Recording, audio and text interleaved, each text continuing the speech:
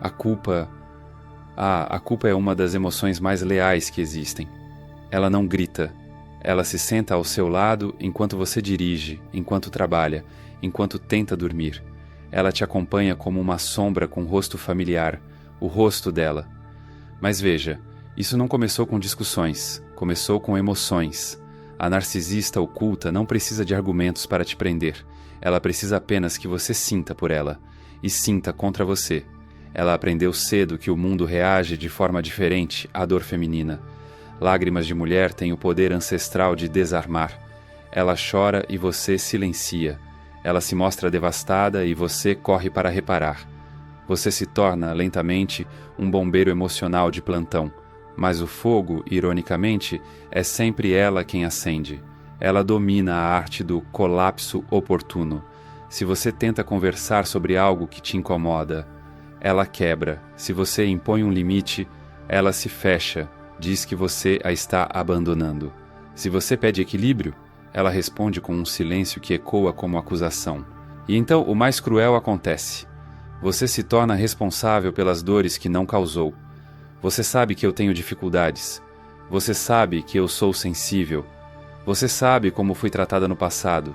Sim, você sabe. Ela te contou. E é exatamente por isso que agora você se sente mal, até por respirar fora do ritmo emocional dela. Isso não é amor. É sequestro psicológico. E o resgate é pago com a sua paz. Michel Foucault, em sua análise do poder, disse que o controle mais eficaz é aquele que faz o sujeito acreditar que está agindo por escolha própria. E é isso que ela faz. Ela transforma sua empatia em algema, sua compaixão em corrente, e você se vê amando com medo, cuidando com ansiedade, ajudando com culpa. Ela é capaz de moldar a atmosfera emocional da casa inteira com um simples suspiro. Você entra e sente que algo está errado, mas nada foi dito. Ela apenas está triste, e você, claro, tenta entender o que fez. Eis o jogo. Ela não te diz o que fez de errado. Ela te faz descobrir o que você não percebeu que fez. Esse é o campo de batalha invisível da culpa masculina nas mãos de uma narcisista oculta. Você não é acusado diretamente. Você é induzido a se acusar. Ela se torna a vítima perpétua e você, o vilão improvável. Você me magoa sem perceber. Você nunca me entende de verdade. Você só pensa em você. E você começa a acreditar. Não porque seja verdade, mas porque você se importa. Se você sente que está ferindo alguém, mesmo sem intenção, você tenta mudar. Você se dobra, se adapta, se reduz. E é assim que o refém emocional se forma. Você não está mais se perguntando o que quer de uma relação. Você está perguntando o que precisa fazer para não magoá-la. E não importa o que faça, ela continuará triste, decepcionada, incompreendida.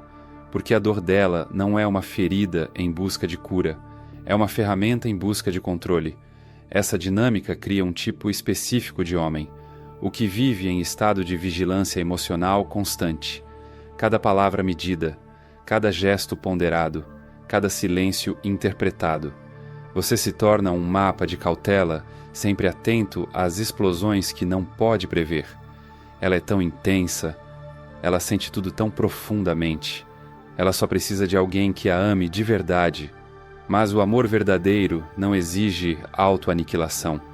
A filósofa Martha Nussbaum diz que as emoções morais só são virtuosas quando estão conectadas à justiça. Se o que você sente está baseado em distorções e desequilíbrios, isso não é virtude, é manipulação. E sim, ela vai usar isso contra você também. Se você ousa trazer esse assunto à tona, ela se ofende. Te chama de frio. Diz que você não entende mulheres. A arma não é o argumento, é o sentimento que te paralisa. Culpa. A culpa vicia, porque é mais fácil carregar a culpa do que confrontar a possibilidade de que você está sendo manipulado. Se você é culpado, há esperança. Você pode mudar, fazer melhor, consertar. Mas se o problema for ela, então você está preso em algo que nunca foi amor. E isso, meu amigo, é um luto que a maioria dos homens evita enfrentar. Então você segue tentando ser gentil, tentando ser melhor, tentando não errar. Mas o que acontece com um homem que não tem mais o direito de errar? Ele se cala, ele se apaga, Ele deixa de existir como sujeito para se tornar objeto, aquele que deve cuidar, prover, compreender, sem jamais ser cuidado, ouvido ou compreendido. Você se torna o chão onde ela pisa, e ainda pede desculpas por não ser macio o suficiente. Ninguém te contou que a culpa pode ser induzida, que o amor pode ser uma prisão com cortinas de seda, e que, às vezes, a mulher que mais parece machucada é quem mais sabe onde bater.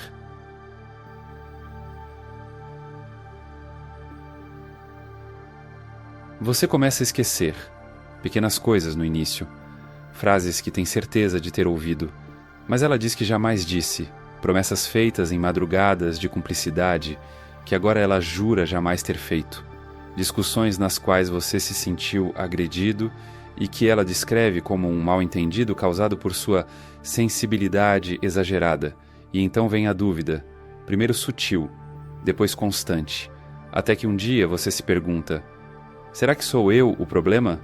Isso é gaslighting, e não é exagero, é um método, um jogo mental refinado, e a narcisista oculta o joga com a precisão de quem estudou você nos mínimos detalhes.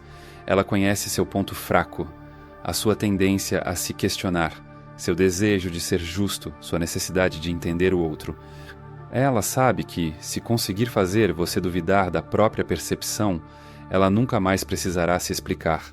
Basta dizer: você entendeu errado, você está distorcendo tudo, você sempre exagera, você é muito emocional, você inventa coisas na sua cabeça. E como você é um homem racional, disposto ao diálogo, você considera essas possibilidades.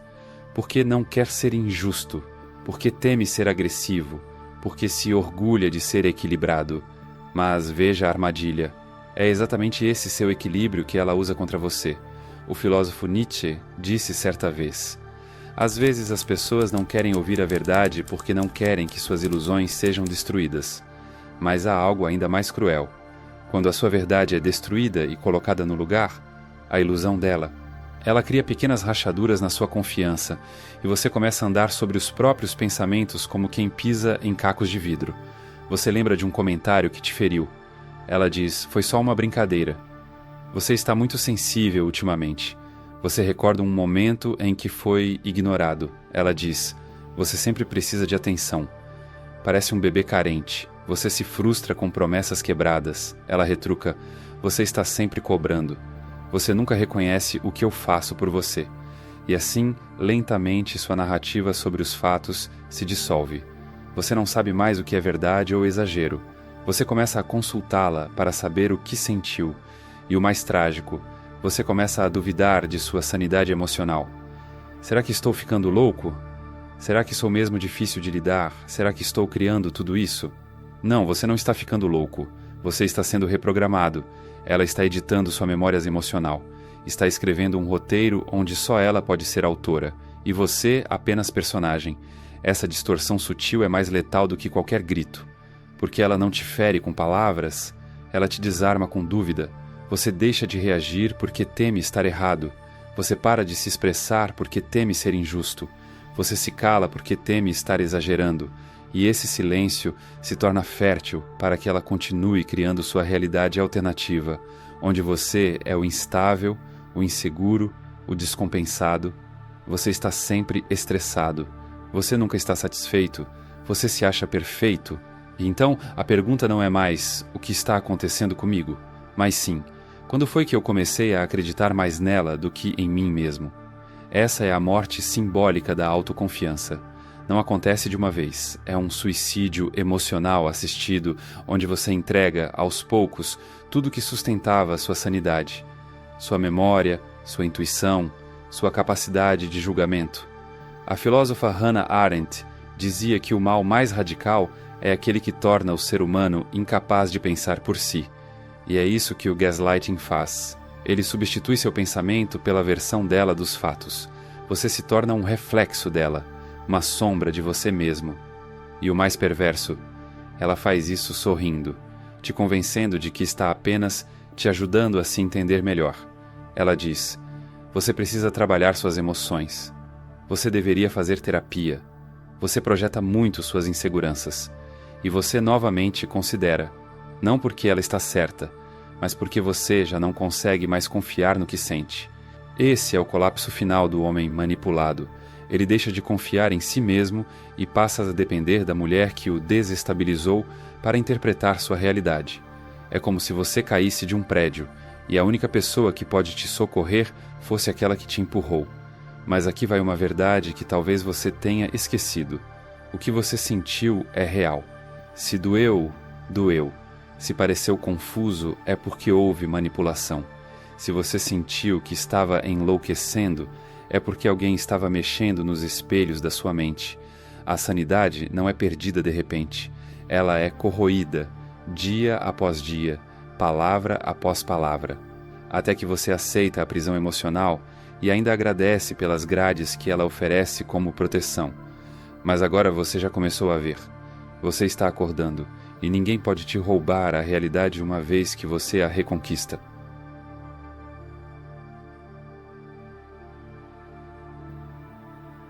Você acorda já devendo algo, não sabe o que, mas sente, lá no fundo, que vai precisar provar mais uma vez que é digno de estar ali.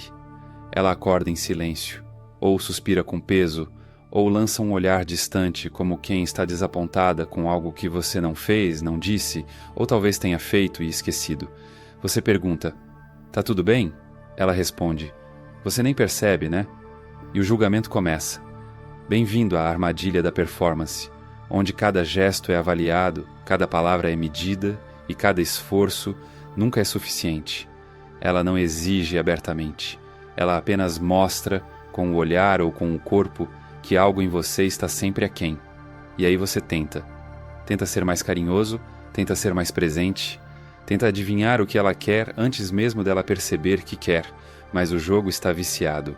A narcisista oculta tem um talento específico, transformar afeto em trabalho emocional.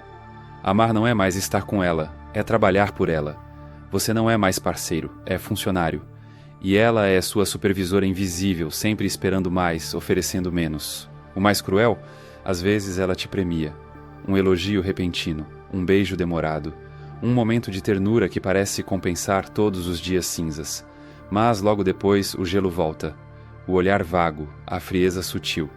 E você se vicia nesses pequenos picos de aprovação, como um cachorro treinado que vive por petiscos, como um ator que atua o tempo todo para receber aplausos que vêm cada vez mais raros. Freud diria que o ser humano repete padrões não resolvidos.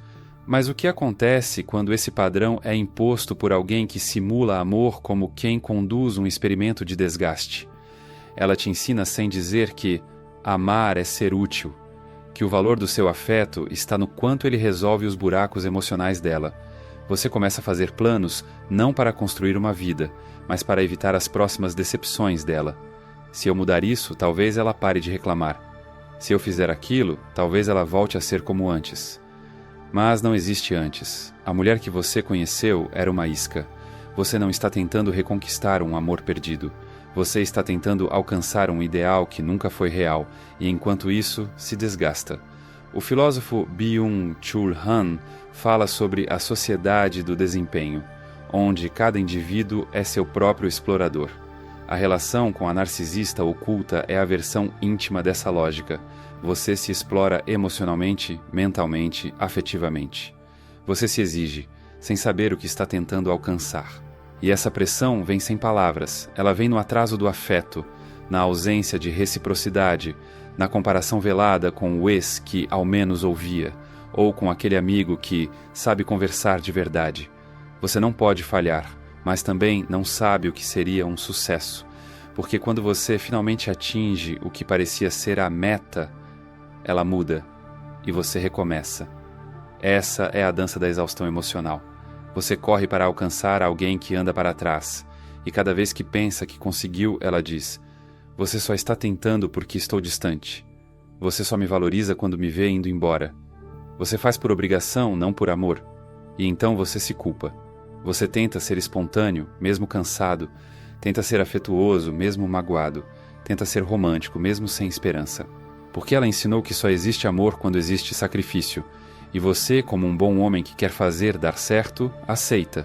Aceita a dor como parte do pacote, aceita a constante prova como condição para merecer o pouco que ela te dá. Mas o que você ainda não percebeu é que não existe diploma nesse curso. Não importa o quanto você aprenda, evolua, se transforme, ela sempre vai encontrar uma nova falha, porque a insatisfação dela não é com você, é com o vazio que ela mesma carrega e que insiste em despejar nas suas mãos. Você já se pegou pensando que precisa melhorar mais para ser amado de verdade? Que se mudar aquele comportamento, ela vai finalmente te ver como o homem ideal?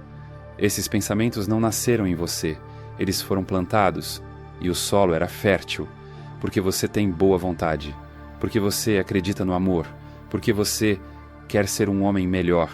Mas o amor verdadeiro não exige que você se anule, ele não transforma afeto em avaliação, não faz do vínculo um teste interminável. Você está num labirinto onde cada saída que encontra, ela redesenha as paredes. E o mais trágico, você já se acostumou. Você chama isso de esforço, de maturidade, de evolução. Mas isso tem outro nome, exaustão emocional disfarçada de amor. Você não foi feito para ser avaliado, foi feito para ser visto, não para ser testado, mas acolhido. Não para ser perfeito, mas humano. Você merece sair desse palco onde atua o papel de quem ama mais e voltar a ser o autor da sua própria história.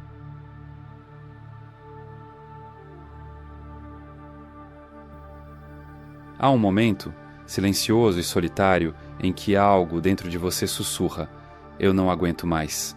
Mas não é só cansaço, é algo mais profundo, é o colapso de uma ilusão. Você começa a perceber que o amor que você está vivendo não é acolhimento, é adestramento, não é conexão, é condicionamento.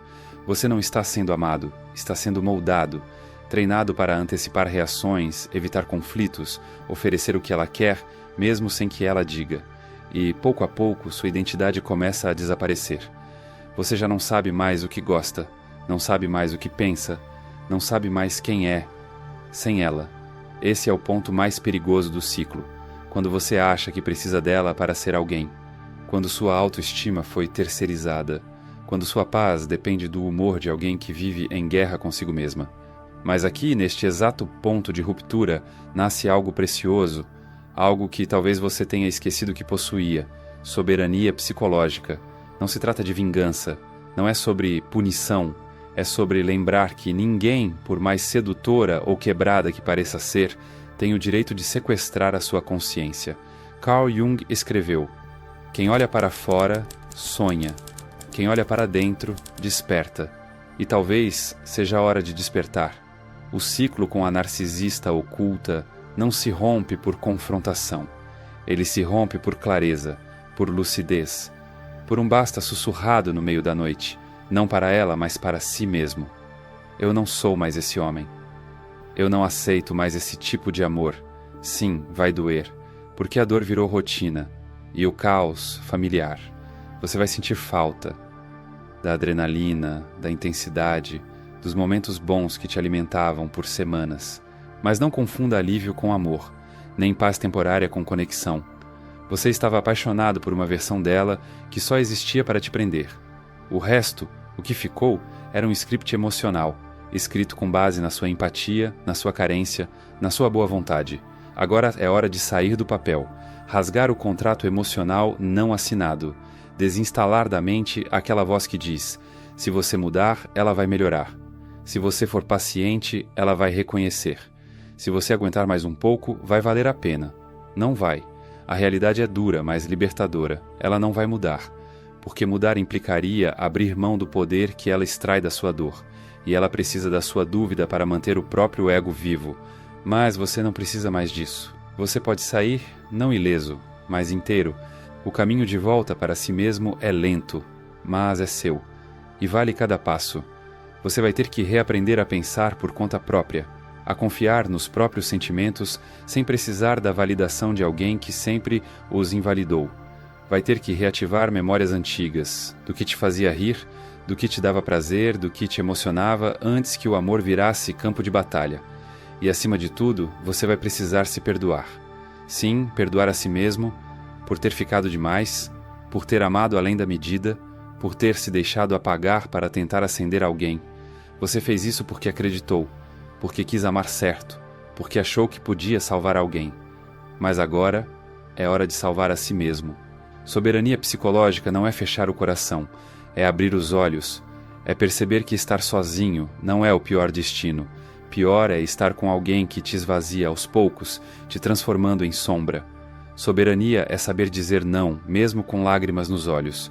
É olhar para trás com compaixão, não com culpa. É se tornar tão inteiro que ninguém mais ousa se aproximar para te partir. A narcisista oculta não sobrevive onde há lucidez. Ela precisa da sua dúvida para plantar o caos. Mas agora você está vendo. E ver é o primeiro ato de liberdade. Um homem que recupera sua soberania interior se torna perigoso, porque não precisa mais agradar e não aceita mais mendigar o que deveria ser natural. Esse homem pode ser você.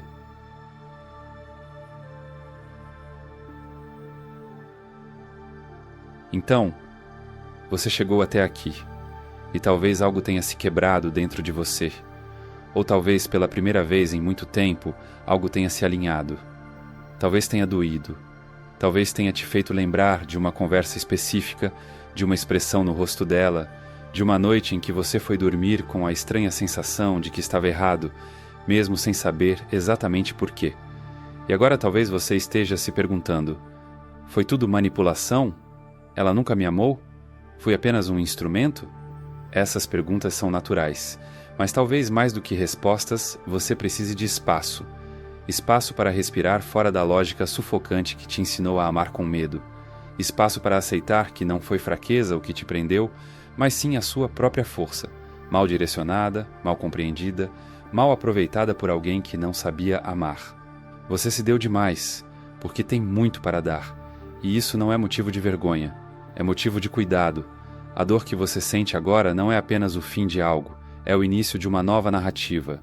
Uma onde você não precisa mais se explicar para existir, onde sua voz volta a soar natural, onde suas emoções não são argumentos contra você.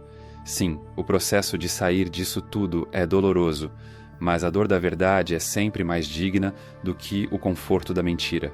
O mundo está cheio de pessoas emocionalmente maduras, inteiras, reais, mas nenhuma delas poderá chegar até você enquanto o palco ainda estiver ocupado por sombras. A verdadeira liberdade começa quando você para de tentar consertar o que foi construído para te quebrar. Antes de se perder num outro alguém, certifique-se de que está inteiro.